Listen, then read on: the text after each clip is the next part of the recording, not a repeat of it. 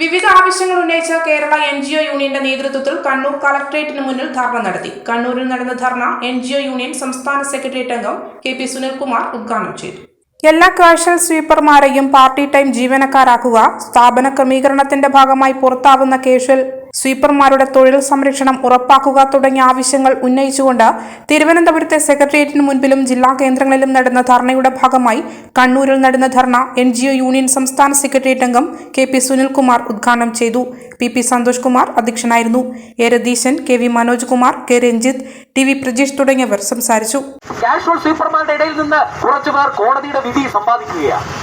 ആ വിധി സമ്പാദിച്ച് അവർ അവരുടെ ജോലിയിൽ തുടരുന്നു. എത്ര അനിശ്ചിതത്വമാണ് ആ മേഖലയിലേക്ക് വന്നതെന്ന് നോക്കുക. ഒരു വിഭാഗം വർഷങ്ങളായി ജോലി ചെയ്തു, അവരെ പിരിച്ചുവിടപ്പെട്ട് പുറത്തുപോയി. അതേ വിഭാഗത്തിലുള്ളവർ കോടതിയെ സമീപിച്ച് കുറച്ചുപേർ തുടർച്ചാനുമതി നേടുന്നു. പിരിച്ചുവിട്ടവർക്ക് പകരം പുതുതായി കുടുംബശ്രീ സംവിധാനം വഴി ആളെ വെക്കുന്നു. ഇത്തരത്തിലേക്ക് ഒരു അരക്ഷിതമായ അവസ്ഥയിലേക്ക് കാഷ്വൽ സ്വീപ്പർ മേഖല മാറുകയാണ്. ഈ സ്ഥിതിയിൽ നിന്ന് ഒരു മാറ്റം ഉണ്ടാകണമെന്നാണ് കേരള NGO ആവശ്യപ്പെടുന്നത്. കേരള NGO പറയുന്നത് ഈ മേഖലയ്ക്ക് കൃത്യമായ രീതിയിലുള്ള ഒരു വ്യവസ്ഥാപിതമായിട്ടുള്ള രീതിയിൽ ഈ മേഖലയെ മാറ്റിയെടുക്കണം.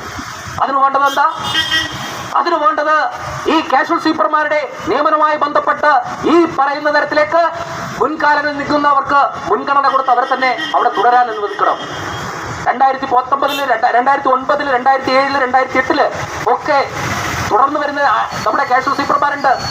അവർ 2015-ലും 2016-ലും ഒക്കെ പറഞ്ഞു വിട്ടിട്ടുണ്ട്. അവരെയൊക്കെ എന്ത് ചെയ്യണം? തിരിച്ചു കൊണ്ടുവരണം. അവർക്ക് അവരുടെ നിയമനത്തിന് തുടർച്ചാനുമതി കൊടുത്ത് അവരെ സംരക്ഷിക്കേണ്ടതുണ്ട്. അവരെ അങ്ങനെ പറഞ്ഞു വിടരുത്. അവർക്ക് കൊടുക്കേണ്ട ആനുകൂല്യം